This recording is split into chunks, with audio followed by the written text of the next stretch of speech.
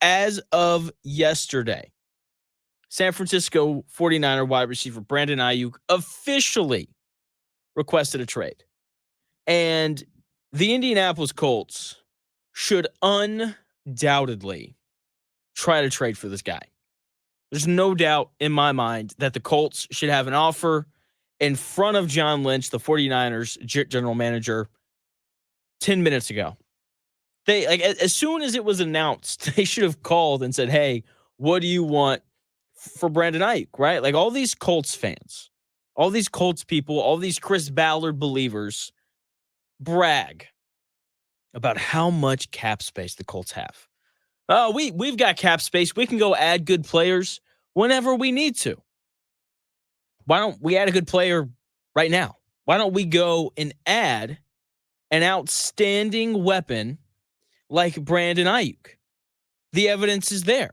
When young quarterbacks are given proven weapons, they improve.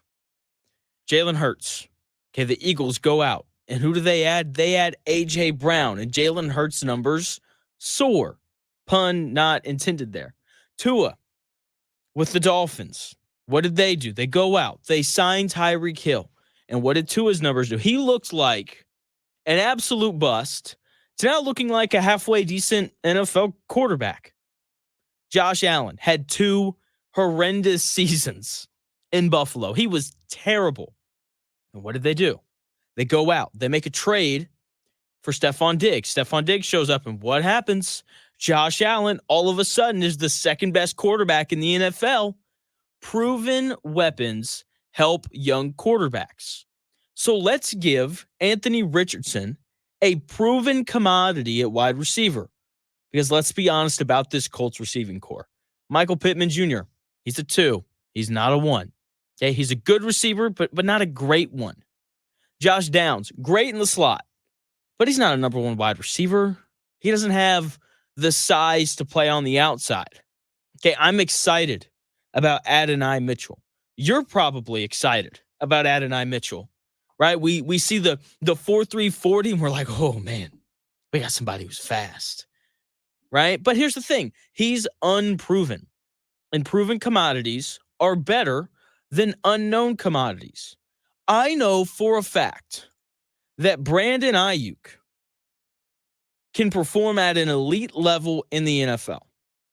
Okay, I don't know about Adonai Mitchell. I've seen it for 1 year from Josh Downs. Like I think he's going to be good, but I don't know that he is. Okay? So, look, could Adonai Mitchell be the next great wide receiver? Sure. He could. But he could also be a bust. We don't know. Nobody knows what Adonai Mitchell is going to be. And given Chris Ballard's track record, if I had to guess between Adonai Mitchell being an absolute stud and Adonai Mitchell being a bust, given Chris Ballard's track record, I would lean towards bust. So go out and trade a first-round pick for Brandon Aiyuk. Okay, one of the most important things in life is knowing who you are and what you're good at. Okay, and if Chris Ballard wants to keep his job, if Chris Ballard wants to cut his hair at some point, because he said he's not cutting his hair or whatever until he wins a Super Bowl. If he wants to cut his hair, at some point, Chris Ballard has to come to this realization that he is not good at drafting players. He's not. He's not very good at it. Okay, ESPN continues to release their top 10 players at every position based on votes from NFL executives, GMs, and coaches. And only three Colts have popped up. That's it. So at some point, Chris Ballard has got to realize that he's just simply not good at drafting players. The most important thing anyone can know is who they are. It's important to know what you're good at and what you're bad at. Okay, for example, let's look at squirrels. If squirrels thought, for some reason, that they were good hunters, they would probably be extinct. Okay, they would get killed by things that can actually hunt, right? But squirrels know that they're great gatherers, right? So they climb up the peach tree in your backyard and they steal peaches. Okay, that's what they do. They know what they're good at and they know what they're bad at. Chris Ballard has got to realize that he is not good at drafting players. So he has to figure out how to do the job another way. Okay, like you don't only have to build teams through the draft. Okay, Chris Ballard has made it plain as day that he doesn't like signing players in free agency. I don't understand that, but he's made it clear that that just isn't how he wants to operate. So perhaps he should start trading some of these draft picks for players. Let's be honest. Let's say the Colts have a down year. I think that the worst record that the Colts have this year is they go 7-9. Okay, if they go 7-9, they'll have somewhere around the 11th pick in the NFL draft next year. What are the chances that Chris Ballard takes the 11th pick in next year's draft and drafts somebody better than Brandon Aiyuk? I would say not very high. In part because Chris Ballard isn't very good at drafting, but I'd also say that because Brandon Aiyuk is a great player, and most players that are drafted don't turn into great players. They don't. Okay, if whoever gets drafted at 11 overall next year is as good as Brandon Aiyuk, then they're going to make a lot of money in the NFL, and they're going to play for a very long time. Okay, like that's kind of my thing. Okay, like if you're drafting in the first round and you feel like there is a player available that is better than whoever you're going to draft, you should probably give up that first round pick to go and get that player. And that's probably about what it would take for the Colts to acquire Brandon Aiyuk. Give up a first round pick, right? You may have to give up some salary. I don't know how that part of trading works in the NFL, but either way, Brandon Aiyuk would be an upgrade, and Brandon Aiyuk would solve issues that the Colts clearly have. Okay, he'd provide explosiveness, right? Because the Colts need more of that. Rookie Adonai Mitchell is not enough explosiveness for this to be a great offense. It just isn't. So he'd provide explosiveness, and he'd extend the receiver depth chart with 3 legitimate players that we know are at least reliable. Michael Pittman Jr., Brandon Aiyuk, and Josh Downs. Those would be the 3 players at wide receiver when they ran onto the field and the Colts went with 3 wide. I'd be like, okay, I have faith in all 3 of these guys. Because as of right now, Alec Pierce, he isn't reliable. As of right now, Adonai Mitchell, okay, like I'm sure we're going to be hearing stories coming out of training camp here in a couple weeks that Adonai Mitchell looks awesome. I don't care. I don't trust it. I don't have faith in it until I see it consistently on Sundays. So the Colts need more depth in that wide receiver room, especially if they want for Anthony Richardson to be successful this year. Chris Ballard, I know you're listening. I know you are. Do everyone a favor and trade for Brandon Aiyuk. Okay, whoever you draft in the first round next year won't be as good as he is. And here's the other thing. If you draft Brandon Aiyuk, you're going to be a better team. So you won't be picking 11th. You'll be picking, hopefully, 22nd or something because you made the playoffs. Okay? Like he's a good player who will elevate this Colts roster immediately. And more importantly, he'll elevate Anthony Richardson immediately. Whoever the Colts draft in the first round next year will more than likely not be as good as Brandon Aiyuk is.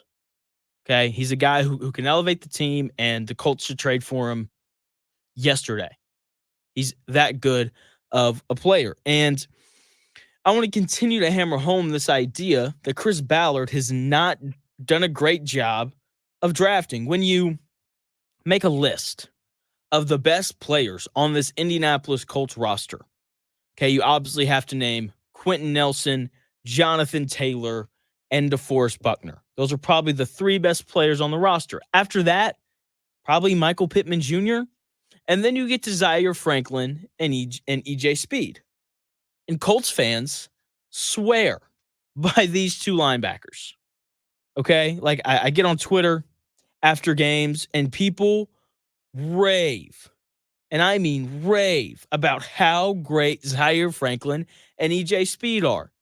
Okay? They're both super great linebackers in the eyes of Colts fans. Okay? Like, they wax poetic about these 2 guys all the time, especially Zaire Franklin. Okay, I don't know if Colts fans are fond of Zaire Franklin because there's a city in Indiana, not far from Indy, that is called Franklin, but Colts fans love this guy. I don't understand it. I think he's average at best. Meanwhile, these delusional Colts fans think he's the best thing since sliced bread. Like, he's fine. He's fine. EJ Speed and Zaire Franklin are fine. Okay, they are average NFL linebackers. They fill gaps. They make tackles. That's really it, though. Okay, they don't change the game in any way, shape, or form. Right? There's no Ray Lewis effect of we can't run towards this guy.